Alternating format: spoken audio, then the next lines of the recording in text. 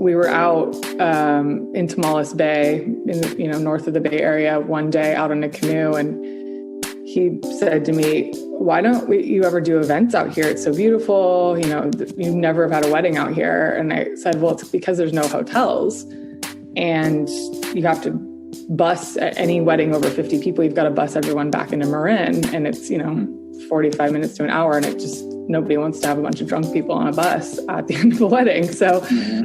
And so we started thinking, well, what would it look like to bring the hotel to the party? And that day was the beginning of the idea of Shelter Co. Welcome, everybody, to the Glamping podcast powered by the American Glamping Association. It's a common story in the glamping world for new operators and glamping business owners to have come from other industries prior to embarking on their journey in the glamping industry. Now, there are no rules saying that you have to have had 10 years glamping industry experience to start your own business. And in fact, a majority of the most successful stories in this industry have founders who knew nothing about the glamping industry before taking the plunge. For any business, there needs to be a product, service, market fit at some point. And it never hurts to have significant experience in the industry that you're starting your venture in, or relevant skills that transfer over.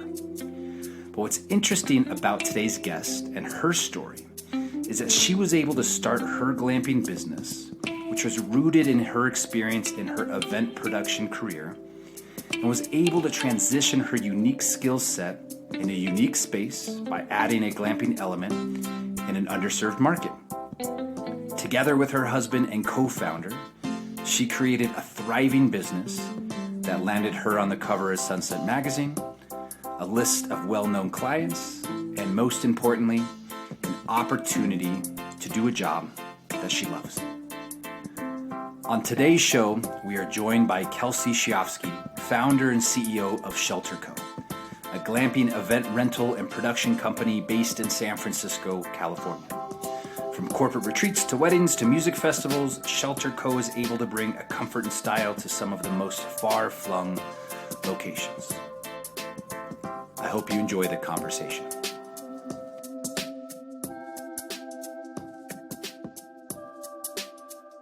Welcome, everybody, to the Glamping podcast. I'm your host, Ruben Martinez. I am joined today by Kelsey Sheofsky, the CEO and founder of Shelter Co. Kelsey, thank you very much for taking the time to chat. Thanks for having me. So with every good story, there's always a beginning. So let's take us back to, as far back as possible and the beginning. And if you don't mind, tell us a little bit more about kind of your childhood, where you grew up, and maybe any, what was your experience in the outdoors growing up? Did you go glamping or camping often, or what was that like? So I grew up in the Bay Area, in the East Bay, in a small town called Benicia.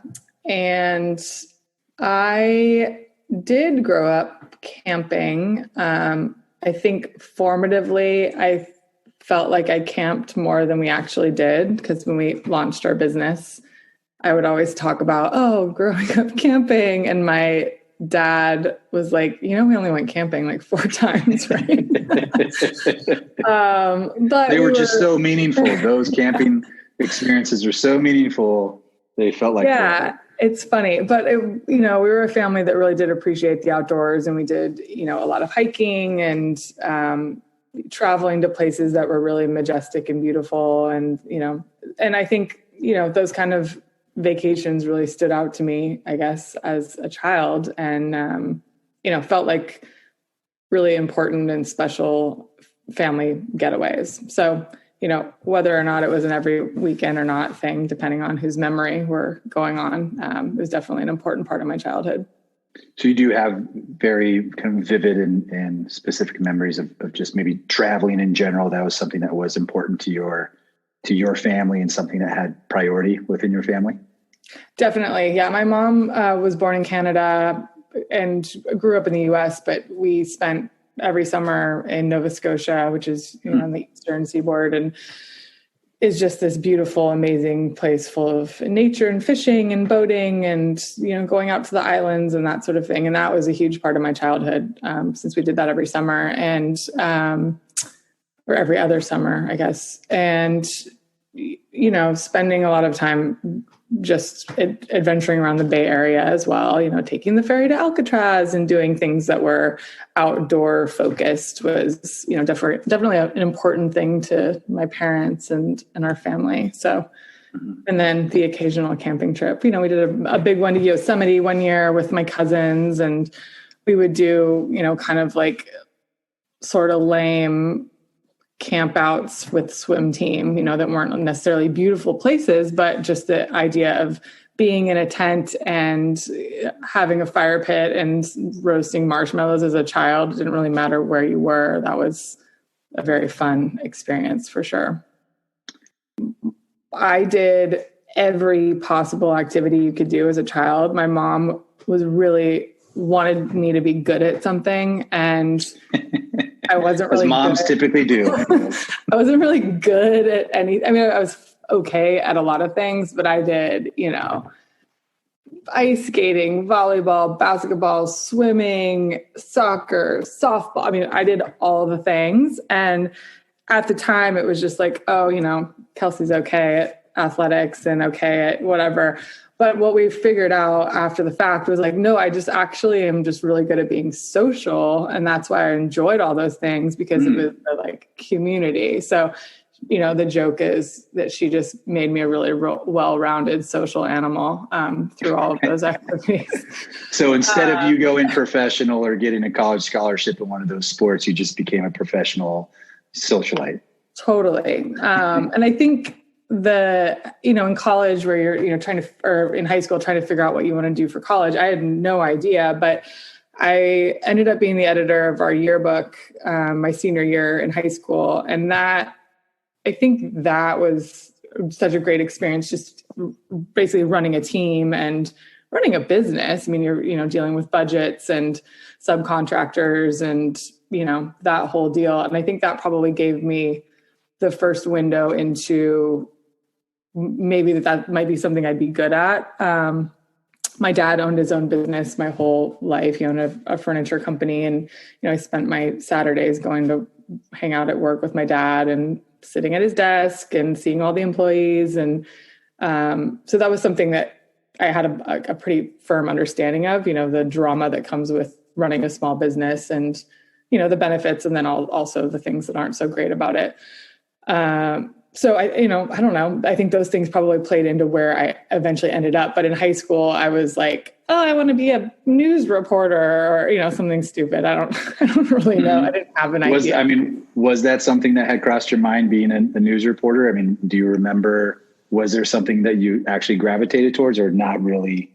I think it was really just looking at the major, I literally picked my college based on the weather. So I went to UC Santa Barbara. I mean, I had that big college book that has all the stats, of like all the things. And I just checked with the average temperature. And then also, living in California, going to a UC or a state school made sense financially. So I applied to the two schools on the beach, which were San Luis Obispo and Santa Barbara, and got into both and ended up in Santa Barbara. So when I was looking at majors, I wanted a liberal arts education just to, not knowing what I really wanted to study. I knew I didn't want to be a doctor or a lawyer or anything that's super specialized. And you don't get exposed to jobs that there's so many jobs out there that when you're in high school, you just have no idea that even exists as a profession. Or I don't think I was really exposed to figure out your own business, be an entrepreneur beyond, being within my family. So when you look at like a communications major or a sociology major, it gives you these like 4 things that you can become after you exit that major. And so I think reporter, I entered college in a communications department, ended up with a sociology degree. But that crossed my mind because there was nothing else offered to me as an option, I think. Mm-hmm. Funny. You know, and it's, you know, I still don't know what I want to be when I'm grown up, but it fascinates me when people either at a young age, either high school or college, have that laser focused and then actually do that and become that, because that wasn't me either. You know, like I said, I don't know what I'm going to be when I'm grown up, but hopefully, cross my fingers, one day we'll know. So you're in Santa Barbara, you're at university. As you get to your junior and senior year, does that become clear, or you shifted majors and now you're getting ready for graduation? Did you have a plan afterwards, or kind of walk us through kind of that last year of college and what happens right after? So I was not a great student. Again, just really there for the social aspect that bled into college. I thought that everyone in my circle was kind of on the 5-year plan, and then realized junior year that everyone was going to get out in 4 years. And I was like, okay, I need to make some changes here, because I got to get out of here real quick.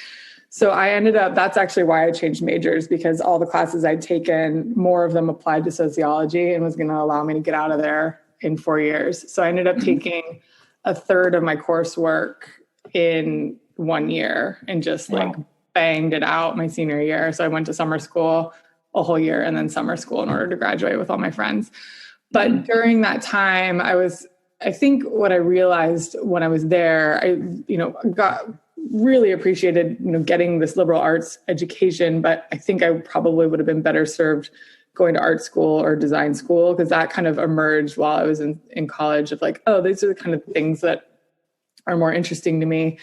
So I ended up applying to the interior architecture and design school at UCLA to go after Santa Barbara, and graduated, moved down there, moved to LA. And I did that, I think, for like a year and a half. And while I was in school, I started working at a design firm that also had a brick and mortar furniture store, and just like absolutely loved it. Really was, kind of immersed myself in this whole new world of design, and ended up dropping out to work full time and, get educated by the world rather than staying in school. And that was the last of my schooling. And then, so you're doing that design. How long were you doing that before, and what happened from then until kind of the idea of Shelter Co? So I was there for about 2.5 years. My husband, Mike, we met in Santa Barbara. We have been together since we were 20. And he moved down to LA to be with me after I'd moved down there. And then he was like, LA is not for me, and I'm not staying here. So I'm moving back up north, and you should too. And so he moved up north. I stayed for a little while longer, and then eventually decided to move back up and join him with no plan. It was really just to move back up to be with him. And, farted around for a while, I was a shop girl for a year at another store. And while I was planning our wedding, we got engaged once I moved up to San Francisco. While I was in the throes of planning the wedding, all my friends were like, what is wrong with you? You should be a planner. Like, this is obviously, you're so into it. You're good at it. You're having a good time and the whole deal. So I ended up cold emailing a wedding planner locally. I went to a bunch of different websites, found someone who seemed young and hip and kind of was, had it all together, and emailed her just like, hey, I think I want to be a planner. Can I come work for you? And just kind of hit it at the right moment. Her assistant had said she was leaving, and we had lunch. We hit it off, and I took a job with her right after my honeymoon. And that was my first foray into the events industry. And, I had a design background, but I didn't have any event training beyond doing my own wedding, which, was whatever, but it was wonderful. I loved it. I loved everything about planning. I loved everything about, the client interaction and the design aspect. And, it was really fun, really great experience. And I worked there for, 5 or 6 years. I think it was a pretty long run. We did international events. We traveled all over the world together. It was a really good time. But it was becoming hard. Mike was here and not getting to travel with me. And I knew I wanted to eventually start my own business because I just couldn't work under someone forever. And really just was thinking a lot about like, what does that look like? Because I didn't want to become her direct competitor and just go into weddings in the same town. And that's, I think, a really hard thing to do and a hard relationship to maintain if you do that. So Mike and we talked all the time, like, well, what other things could we do? What's, happening in the event world and what's interesting? And we were out in Tomales Bay in north of the Bay Area one day out in a canoe. And he said to me, why don't you ever do events out here? It's so beautiful. You never have had a wedding out here. And I said, well, it's because there's no hotels and you have to bus at any wedding over 50 people. You've got to bus everyone back into Marin. And it's, 45 minutes to an hour. And nobody wants to have a bunch of drunk people on a bus at the end of a wedding. So, And so we started thinking, well, like, what would it look like to bring the hotel to the party? And that day was the beginning of the idea of Shelter Co. So it really was the inception of the idea happened as you guys were looking at a property that you guys knew you had events, that was an event space or whatnot. And the problem was essentially there's just no inventory for accommodations. There's no accommodations in this area. And as you guys are in the ocean or in the bay, looking at this, the light bulb goes off.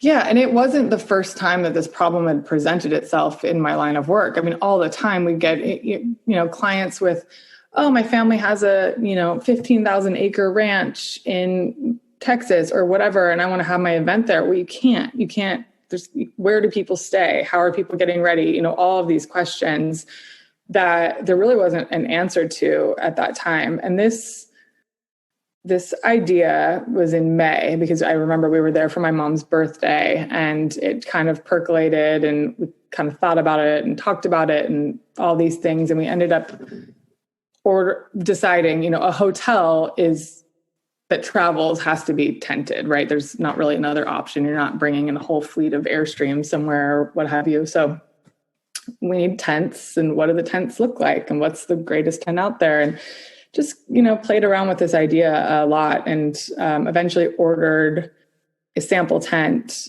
from Europe and put it up Christmas morning at my parents' house because it finally had been shipped. Was this a bell tent or? It was a bell tent. Yeah. The canvas bell tent, and set it up and said, all right, this is it. This is cool. This is what's going to work. And that was kind of the beginning. And so that was your first time setting up a bell tent. Did you guys put furniture and kind of outfit it, or just wanted to see what it looked like? Just wanted to see what it looked like, see how big it was. The one that we first received was smaller than what we now manufacture. It was a smaller size, but we just wanted to see, like, what does it feel like to be inside it? How big is it? Can it fit a bed? What's, how easy is it to set up? All of those things. And we ended up, so I was still working, the company I'd worked for, it's called Allison Events. And I was still working for Allison at that point. And when we renegotiated my salary and everything that January, I said, hey, I'm going to start this business. So I need to probably go freelance because I don't know what's going to happen. And, I'm happy to take all of my events to fruition this year in conjunction with launching this business, but I don't know, what's going to happen after that. And I think, everyone in our life, including her, everyone was like, you're doing what? What are you doing? You're making a traveling camping company? Like, that makes no sense. Nobody understood what it was. I think everyone thought we were insane. And this is 2012. Do you remember? So, you have that inception of the idea. You buy the tent, you set it up in the backyard. There's this level of, okay, I'm now understanding this, and you're starting to make the first steps forward. Was it your parents were the first people that you told about this idea? I know you were telling a bunch of people afterwards, but do you remember who you went to with this idea? Can you walk us through, you have your partner in the business. Did you want to go and maybe have other partners in the business? At that point where you kind of have this validation of the idea, what was the next steps after that? We told a lot of people before we'd really even received the tent, like, we're going to do this thing, and got a lot of not super positive feedback. Like, people were like, oh, that's cool, guys. Sounds great. And afterwards, a lot of those people have been like, wow, yeah, I thought you were insane and that was really dumb, but you guys pulled it off. But after we first started talking about it, and then we received that first tent, we said, okay, like this, we're going to do it. And what is it? What do you need to do it? Well, we need a website, right? So we gathered all of our friends who are creatives and said, who's available? We need to do a shoot and like make this thing look like a real thing, even though it's not a real thing. So we ordered 4 more tents. I think we had a total of 5. And I called one of the venues that I work with a lot and asked them if we could just come and use it for the weekend for free. It was surrounded by evergreen trees, so you couldn't tell that it was the dead of winter. So we brought all our friends. My friend Mel, who's a photographer, came and shot it, and my friend Danielle, who does event design, came and helped style, and my friend Sarah, who's just my buddy, came and just helped schlep, and my friend Olivia pulled together, graphics and did our logo. And I mean, it was just a total like showing of love from all our friends who just like came together for free and helped us figure this thing out. And I ordered 1 interior. So I ordered a bed, a mattress, some bedding, some chairs, just from random retail sites. I'd never set them up before in the tent. And then that is the tent that we shot. And then the rest of them, we just lit up and zipped the doors so you couldn't tell that they were empty, and made it look like a bustling campsite with beautiful glamping tents. And all those photos from that shoot is what we populated our first website with. And I had, a lot of press contacts at that point from my time as a wedding planner. So I contacted my friend Shira, Martha Stewart, and I said, hey, I'm like launching this thing. We want to post about it. And so she put it on the Martha blog and reached out to a couple other people. And, at that point, 2012, glamping was a word, but I didn't even know it was a word. We weren't setting out to become a glamping company. We're doing this event company, an event rental company. And I think it was really just starting to take off as a concept in terms of, the greater retail experience and travelers and all of that, the lumberjack aesthetic and all of the, love of plaid and hatchets and all of those things was just kind of starting to happen. Mm-hmm. And so we were really fortunate that we just kind of nailed the timing that everyone wanted to write about this concept of getting back to nature and being in the woods and wearing flannel and growing a beard and whatever was happening. But also, I mean, as you're getting your name out there with some of these bigger blogs, you still have 4 units, right? You got 4 tents. Mm-hmm. So was there ever a thought of, oh shoot, somebody might book a 50-person wedding and we don't have enough inventory? We were, I mean, yes and no. We're so scrappy. It was like, well, you get that deposit and we'll figure it out, So mm-hmm.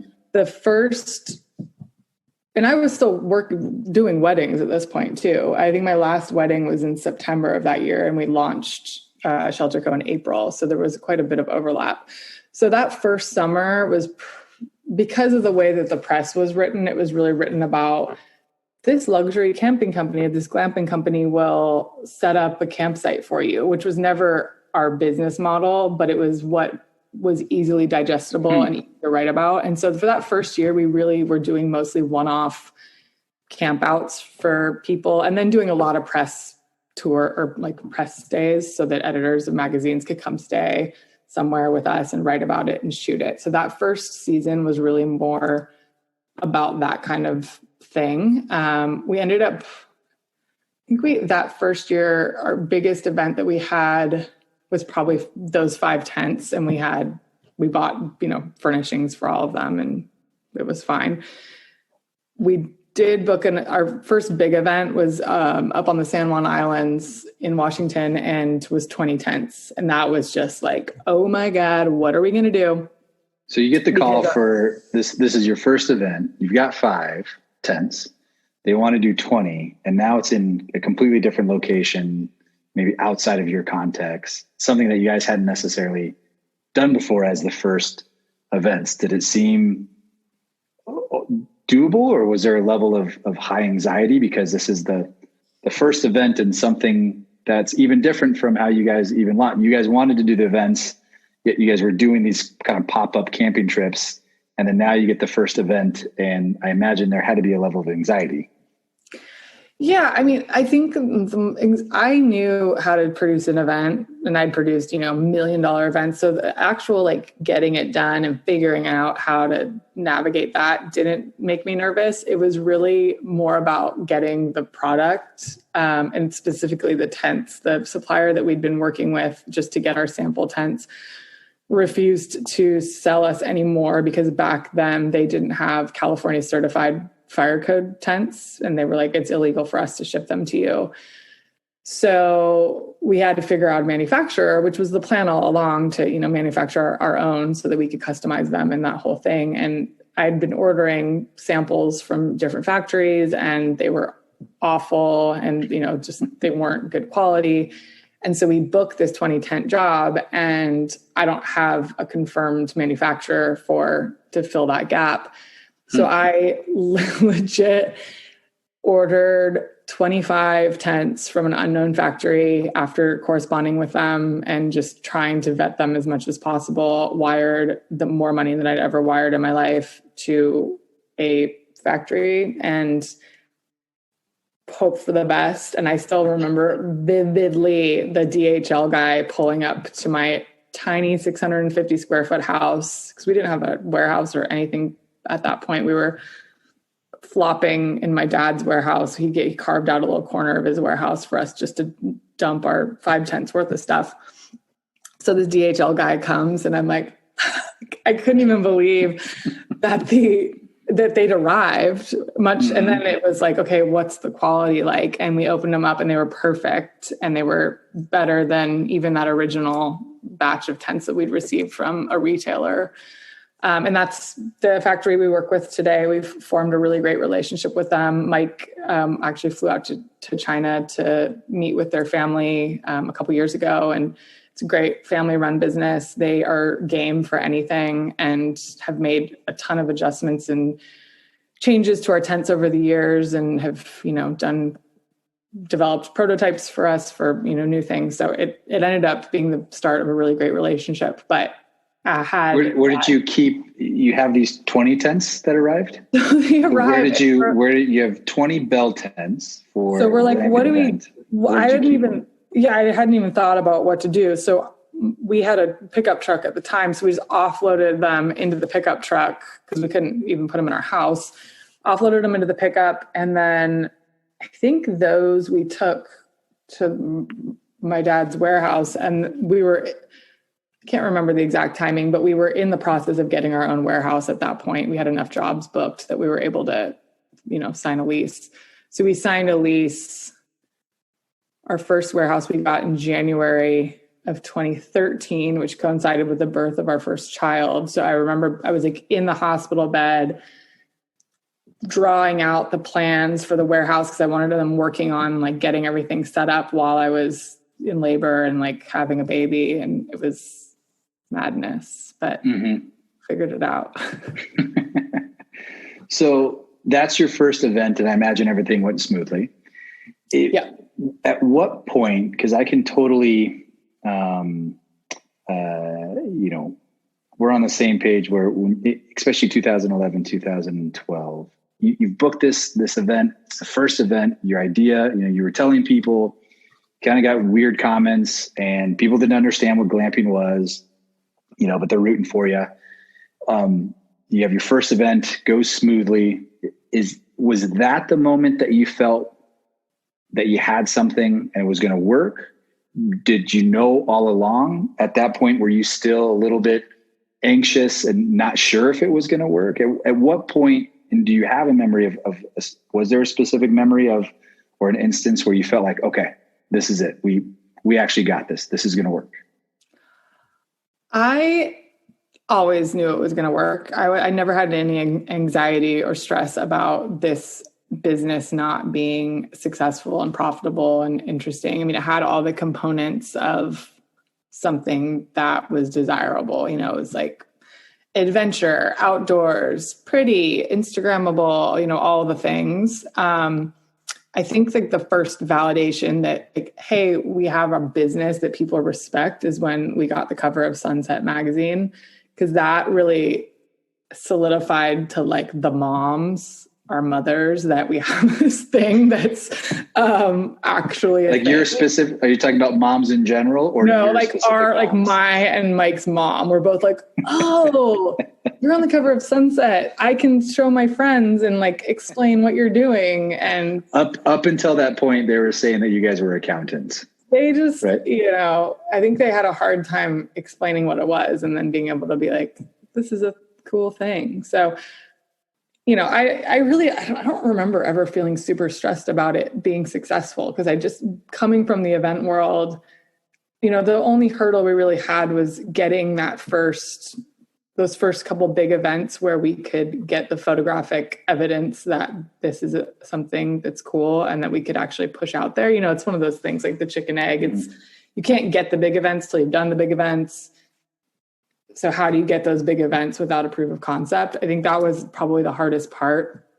And our first, probably like the first big event where we actually produced it and had our hand in all of it and really were navigating the entire weekend of events and having staff for check-in and baggage delivery and, you know, managing all the food and beverage and the transportation and really dealing with that was probably like a pretty big turning point in the business, because that then put us on the map as not only a glamping provider for events, but also a pretty big player in the event production game. We were able to, you know, push that out. So I think that was probably one of the moments that kind of helped propel us for sure. But, you know, the big pieces of press were definitely instrumental in validating what we were doing, you know, that it wasn't just something that we thought was cool, but it was actually, you know, getting a lot of attention.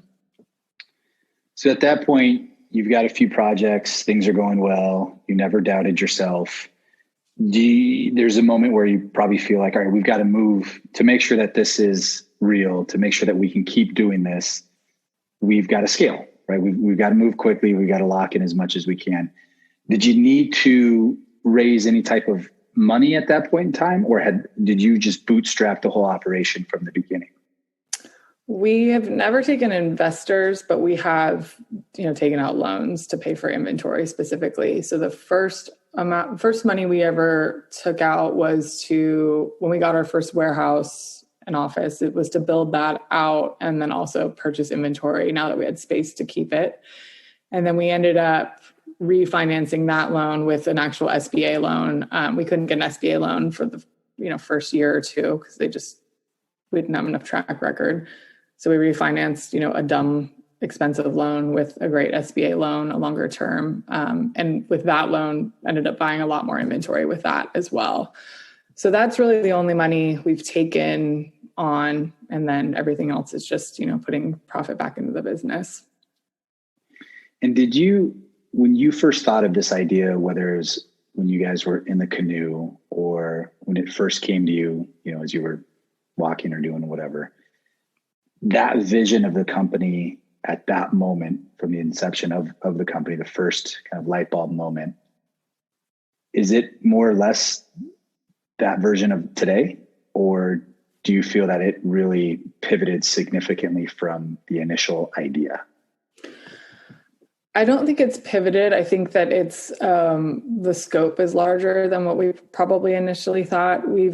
Because we also act as a production company, we've discovered a lot more holes in the market by producing our own events. So, you know, originally it was really, what are the things that you need to pop up a hotel? And those were the things that we carried. So it was, you know, the sleeping tents and the beds and little check-in area and water stations, all the things that you would need to have people be comfortable overnight in a space, besides bathrooms and that sort of thing that we don't carry in-house. But as we moved along, we'd be producing an event and say, we really need, some comfortable seating that's low profile, that, matches chairs, and we can seat, 200 people for a conference during this event that we're also doing sleeping tents for. Nobody has that kind of furniture. Let's buy it, carry it, and start renting it out. So we've actually expanded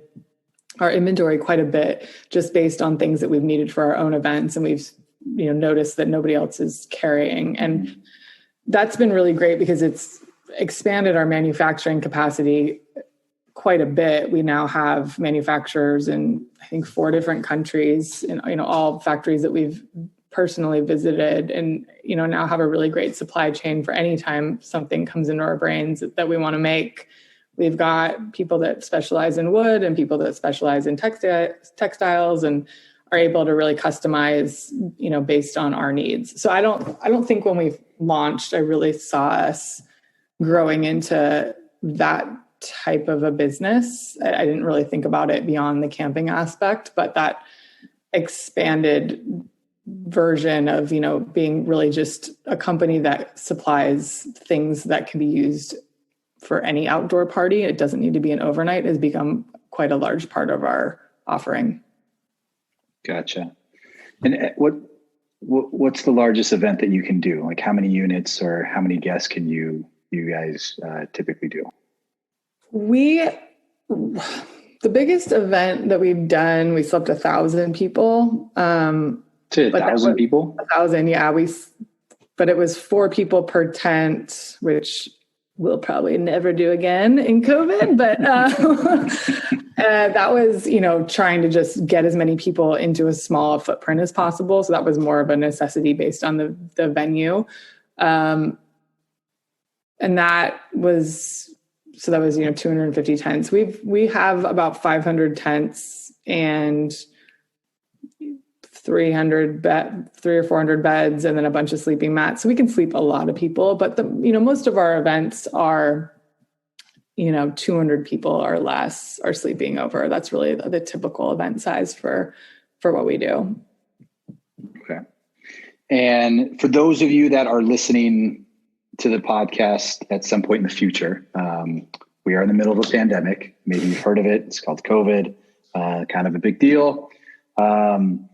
So knowing the state of the world now and looking at the future, and I mean, the reality is that COVID is not changing travel and how people are thinking of travel and events. It has changed, right? It really has changed. And kind of looking into your crystal ball and how you see events, specifically outdoor glamping, style events, what do you see happening in the next, 2 to 5 years in regards to events? Is it going to be the same as it was pre-COVID? Is there a big shift in your mindset? What does that look like in your mind? I think that as long as there's COVID is with us and it's any kind of significant threat to people's health, the shift to doing events outdoors is going to be significant. We're already seeing that. We're getting a ton of inquiries for next year for weddings that, we're supposed to be in a ballroom, supposed to be inside a, conference hall or whatever, that are shifting smaller and shifting outdoors. So I think that that's going to be a really big trend out of necessity for 2021 is smaller events that are outside. Long term, I assume we'll get a little bit back to whatever we want to call normal within 5 years. I don't think that there's just going to be a permanent shift necessarily. I think that once it's safe to travel and safe to be inside as a group again, I think that'll be cool again. But I think for the next year or two, there's definitely going to be a shift to outside, more localized. We're seeing a lot of that of hey, our, corporate or our company usually does a retreat, in another state or another country. This year, we want to be within 2 hours of our offices, if we still have an office, and we want to do something outside. And, we're definitely getting a lot of that, those kind of email inquiries for 2021. And I think 2021 is also going to be a very odd year because there's going to be such a backlog of events, specifically in the wedding industry. A majority of people that were supposed to get married in 2020 have pushed to 2021, and just as many people are getting engaged and want to get married next year. So I think there's going to be a real a problem with availability in venues that are COVID friendly. So that's going to be interesting to see that play out. Even some of our clients that had to cancel and reschedule for next year couldn't even find a date at the venue they were scheduled with because they've already booked those with other clients, so there's going to be, people are going to, I think, have to get creative, but, that bodes well for our business. We're able to create a venue anywhere. So I think there's going to be a huge trend in backyard weddings, ranch weddings, using the property that you have to accommodate a smaller group of people to just, make it happen. Well, Kelsey, thank you so much for your time. Appreciate it. Glad to catch up. Glad to hear everything's going well and to hear your story again. So thank you very much. Appreciate your time. Thanks for connecting. Thanks for having me. Again, and as always, thanks for joining us today.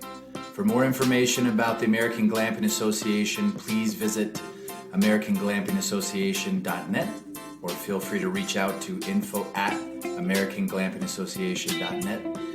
Until next time.